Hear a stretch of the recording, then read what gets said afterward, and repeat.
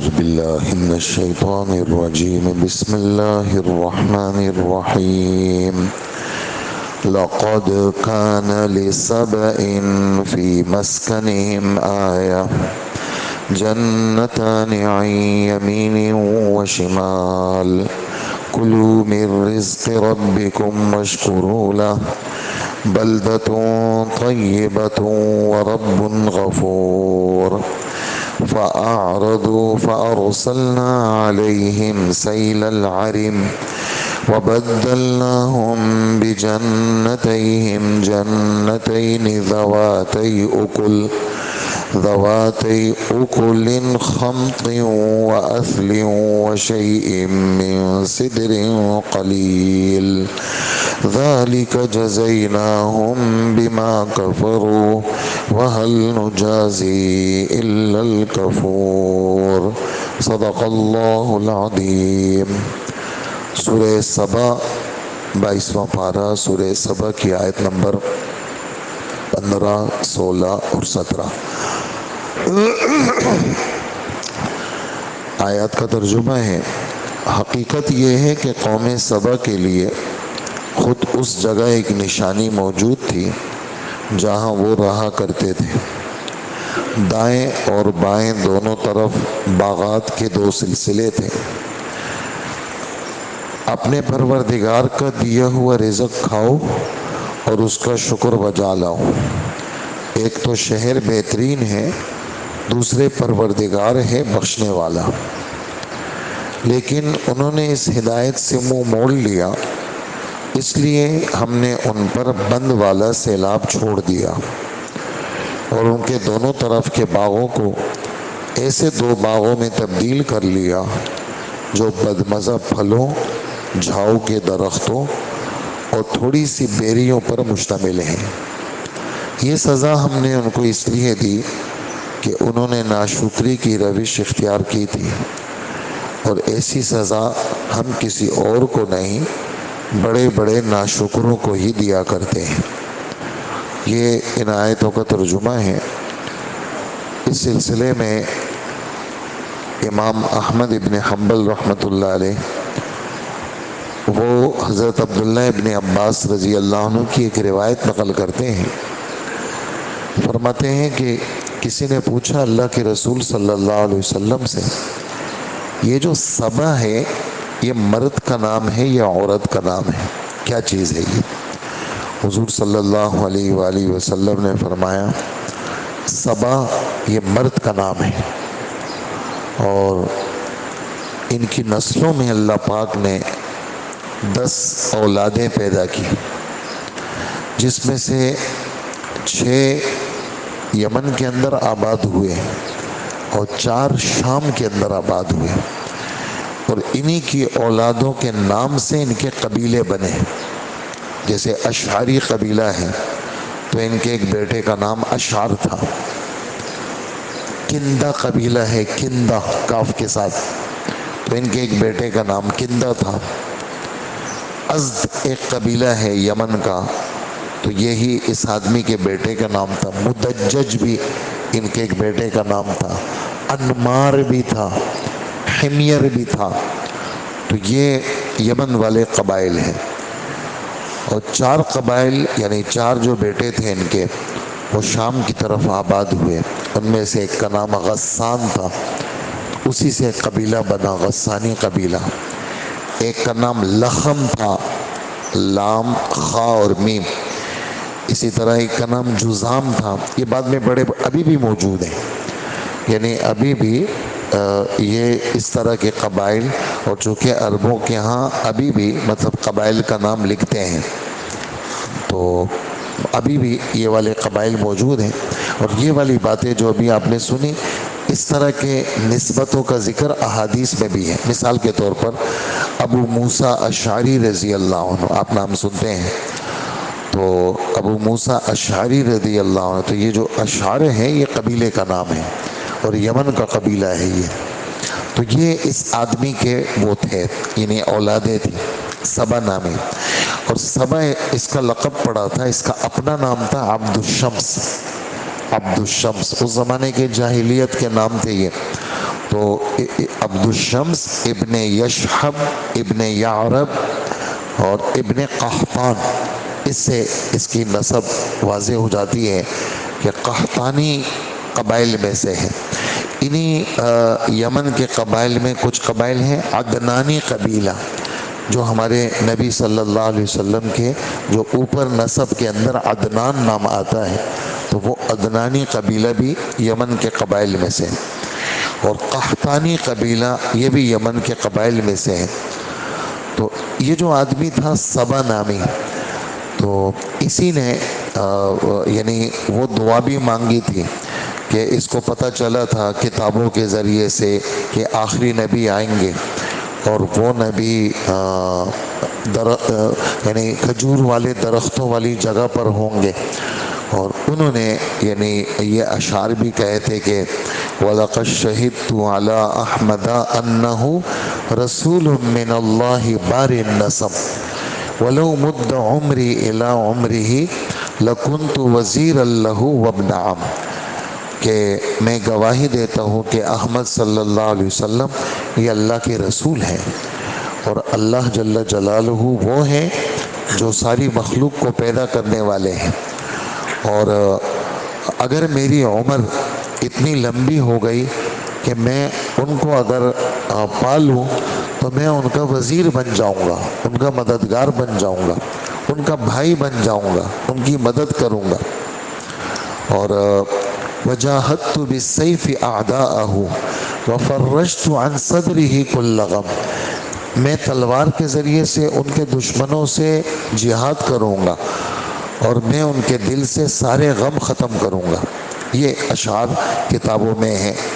اسی وجہ سے ہمارے نبی صلی اللہ علیہ وسلم فرماتے ہیں، اچھا یہ جو یمن والے قبیلے ہیں، ان کے بادشاہوں کا لقب تبع ہے، قرآن میں بھی ہے، سورہ دخان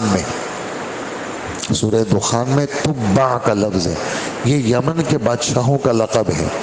جیسے مصر کے بادشاہوں کا لقب فرعون تھا، اور ترک کے بادشاہوں کا لقب خاقان تھا، اور روم کے بادشاہوں کا لقب قیصر تھا، اور حبشہ کے بادشاہوں کا لقب نجاشی تھا۔ یہ بادشاہوں کے لقب، نام کچھ اور ہوتے تھے لیکن وہ یہ القاب تھے ان کے۔ تو تبع یہ یمن کے بادشاہوں کا لقب، تو یہ سبا تھا۔ تو اس کے بارے میں بھی روایتوں میں آتا ہے کہ اللہ کے رسول نے فرمایا ان کو برا بلا نہ کہنا، اس لیے کہ اس نے اس زمانے میں میرا اقرار کیا تھا۔ اچھا، یہ وہ زمانہ تھا کہ جس میں حضرت عیسیٰ علیہ السلام کے بعد اور حضور صلی اللہ علیہ وسلم سے پہلے کا زمانہ، یہ تو اس آدمی کا جو زمانہ، بعد میں اللہ جل جلالہ نے یہ جو قبیلہ تھا جس کا ذکر یہاں پر آپ سن رہے ہیں، ملکہ بلقیس یہ بھی اسی قبیلے سے تعلق رکھتی تھی، اور یعنی سبا کا جو علاقہ تھا یمن کے اندر، اور اس علاقے کا نام ہے معارب، میم حمزہ الف را اور با، معارب اس علاقے کا نام ہے۔ تو یہاں اللہ پاک نے نعمتوں کی فراوانی کی تھی۔ ایک تو موسم بڑا اچھا تھا، دوسرے ہریالی بہت زیادہ تھی، اور باغات ایسے تھے کہ سڑک کے دونوں طرف ایسے باغات تھے جو گھنے جنگلوں کی شکل میں تھے، اور پھل بھی وافر مقدار میں، موسم بھی بڑا اچھا، اور فاصلے اللہ پاک نے جو رکھے تھے، جو لوگ سفر کرتے تھے تو فاصلے ایک تو چور بھی نہیں ہوتے تھے، اس لیے کہ جگہ جگہ پہ گاؤں تھے۔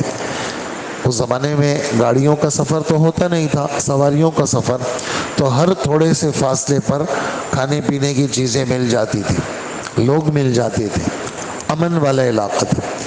اس لیے مفسرین لکھتے ہیں اس علاقے میں کوئی مچھر بھی نہیں تھا، کوئی پسو، کوئی مکھی، کوئی اس طرح گند والی چیزیں کوئی نہیں تھی، بہت اچھا موسم تھا، اور پھل بھی اچھے تھے، اور وافر مقدار میں، کسی صورت میں ختم نہیں ہوتے تھے، اور ہر قسم کے پھل تھے کہ کوئی عورت اگر خالی ٹوکرا لے کے ویسی گزرتی تو وہ بھر جاتا بغیر توڑے ہوئے، ایسے پھل دے۔ تو نعمتیں بھی تھیں اللہ کی طرف سے، اللہ نے 13 نبی بھیجے یہاں پر، 13 نبی، اور ان کو نبیوں کے ذریعے سے اللہ پاک فرماتے ہیں یہ جو قوم سبا ہے ان کے خود ان کی رہائشوں کے اندر اللہ کی طرف متوجہ ہونے کے بڑے اسباب تھے خود، اس لیے کہ جب آدمی کی عقل صحیح ہو تو وہ ہر نعمت کی نسبت اللہ کی طرف کرتا ہے، کچھ بھی اس کو ملے وہ کہے گا یہ میرا کمال نہیں ہے، یہ اللہ کا کمال ہے۔ تو ہر چیز کے اندر نشانیاں موجود تھی، اور نبیوں نے آ کر کے ان کو یہ کہا کہ دیکھو اللہ پاک نے ہر قسم کی روزی دی ہے، اس کو کھاؤ، اور دنیاوی نعمتوں میں تمہارا جو علاقہ ہے یہ بڑا دلکش علاقہ ہے، یہاں گرمی بھی نہیں ہے، یہاں بہت شدید سردی بھی نہیں ہے، معتدل بھی اچھا، موسم بھی معتدل ہے، اور امن بھی ہے، خوف بھی نہیں ہے، دشمن بھی نہیں ہے، گند بھی نہیں ہے۔ تو اور پھر تمہارا جو رب ہے اگر تم اس کی مانو گے اور کہیں کوئی قد کا کوئی گناہ ہو جائے تو وہ گناہ بھی معاف کر دیں گے۔ لیکن انہوں نے نعمتوں میں پڑھ کر کے بجائے اس کے کہ دب جاتے شکر کرتے، انہوں نے نبیوں کی بات نہیں مانی، ٹھکرا دی۔ اچھا، ان 2 پہاڑ تھے اور وہاں پر بارش کا پانی جمع ہوتا تھا، تو وہاں پر بادشاہوں نے، جس میں ملکہ بلقیس کا نام سر فہرست ہے، ایک ڈیم تعمیر کیا۔ ڈیم تو جیسے انگلش کا لفظ ہے، عربی میں اس کو عرم کہتے ہیں، عرم، اور اردو کے اندر اس کو بند کہتے ہیں، بند باندھنا، پانی کے روکنے کے لیے بند باندھنا، اور انگلش میں اس کو ڈیم کہتے ہیں۔ تو اس زمانے میں پھر ڈیم ایسا بنایا گیا کہ دونوں طرف پہاڑ، چاروں طرف سے جو پانی آتا تھا وہاں رک جاتا تھا، آگے انہوں نے ڈیم بنا دیے۔ وہ ڈیم ایسا مضبوط بنایا انہوں نے، اس میں 3 دروازے رکھے کہ آگے پانی کی ضرورت ہے تو اوپر والا دروازہ کھولتے، جب وہ پانی چلا جاتا تو پھر اس دروازے کو بند کر دیتے، پھر نیچے والا دروازہ کھولتے، اس کے بعد جب پانی ختم ہو جاتا، آگے ضرورت مزید ہوتی تو نچلا دروازہ کھول دیتے۔ اس طرح ایک سلسلہ تھا، پانی بھی اچھا تھا اور سارا نظم چل رہا تھا۔ لیکن جب خدا کی نافرمانی ہوتی ہے، نبیوں کی بات چلتی ہے، تو اللہ پاک کی طرف سے پھر فیصلے بدل جاتے ہیں۔ تو اللہ جل جلالہ نے اس بند کے ختم کرنے کا ارادہ کیا تو چوہوں کو بھیجا، چوہے بھیجے۔ تو جو لوگ سمجھدار تھے انہوں نے وہ علاقہ چھوڑ دیا، چلے گئے۔ اچھا، جو وہاں رہنا چاہتے تھے انہوں نے ان چوہوں کے ختم کرنے کے لیے بلیاں چھوڑ دی، لیکن اللہ جل جلالہ نے ان کے ذریعے سے اس بند کو ختم کرنا تھا، تو وہ جو چوہے تھے وہ بلیوں پہ غالب آ گئے اور وہ اس کو کھوکھلا کر رہے تھے، جو ڈیم تھا اس کو کھوکھلا کر رہے۔ اور جب 1 سال بارش ہوئی، پانی کا دباؤ بڑھا تو وہ بند ٹوٹ گیا۔ جب وہ ٹوٹ گیا تو جتنے وہ 2 طرف باغات تھے وہ بھی ویران ہو گئے، جو لوگ آباد تھے وہ بھی ختم ہو گئے، اور پورے علاقے میں پانی پانی پھیل گیا۔ کیا چیز رہ گئی؟ بدمزہ پھل لے گئے، کیکر کے درخت رہ گئے اور کڑوے درخت رہ گئے اور جنگلی بیر رہ گئے۔ ایک تو وہ بیر ہوتے ہیں جو آدمی باقاعدہ کاشت کرتا ہے، اس میں مٹھاس بھی ہوتی ہے، ایک وہ بیر ہوتے ہیں جس میں کانٹے ہوتے ہیں اور جس میں مزہ بھی نہیں ہوتا، اس طرح کے پھل وہ رہ گئے۔ اور اللہ جل جلالہ فرماتے ہیں ہم ایسے ناشکروں کو ایسی ہی سزا دیتے ہیں، جو آدمی ناشکرہ بن جائے ہم ایسے ناشکروں کو ایسا ہی بدلہ دیتے ہیں۔ اور اسی وجہ سے یعنی پچھلے بیان میں آپ نے سنا، کل بھی، پرسوں بھی، اس سے پہلے بھی، یعنی اللہ پاک نے سلیمان علیہ السلام، داؤد علیہ السلام میں ان کو نعمتیں دی تو ان کو حکم دیا شکر کرو، اور نبی کو جب حکم ہے شکر کا تو امتی تو لازماً کرے گا، جب بڑی شخصیت کو شکر کا حکم ہے تو چھوٹوں کو تو لازماً شکر کا حکم ہے، اور جہاں کہیں یعنی نافرمانی ہوتی ہے، ناشکری ہوتی ہے، وہاں پھر اللہ جل جلالہ معاملات کو خراب کر دیتے ہیں۔ تو پچھلے بیان میں شکر کا بیان تھا اور اس بیان میں ناشکری کا بیان ہے۔ شکر والوں کے لیے معاملات راحت کے بنے اور ناشکری والوں کے لیے مصیبت بن گئے۔ یہ تھا تھوڑا سا اس کا خلاصہ جو میں نے آپ کی خدمت میں پیش کیا، اور ترجمہ میں نے آپ کے سامنے کر لیا۔ آگے پھر تھوڑا سا اسی کا بیان ہے جو کل کا درس ہمارا ہوگا، جس کے اندر ان کے علاقے کی خوبیاں ہمارے رب نے بیان فرمائی کہ ان کے علاقے میں یہ خوبیاں تھیں، لیکن کیا ہوا، نافرمانی ہوئی تو ہم نے ان کو ٹکڑے ٹکڑے کر دیا۔ ہاں، جو ان کی اجتماعیت تھی وہ بھی ختم ہو گئی۔ جیسے میں نے آپ کو کہا کہ 10 بیٹے تھے، ان 10 کی اولاد تھی، لیکن معاملات خراب ہو گئے، تو کچھ یمن چلے گئے اور کچھ جو ہے وہ شام کی طرف چلے گئے، اور معاملہ سارا تتر بتر ہو گیا خدا پاک کی نافرمانی کی وجہ سے۔ اللہ پاک ہمیں عمل کی توفیق عطا فرمائے۔ الحمدللہ رب العالمین۔ اللہ نبینا محمد۔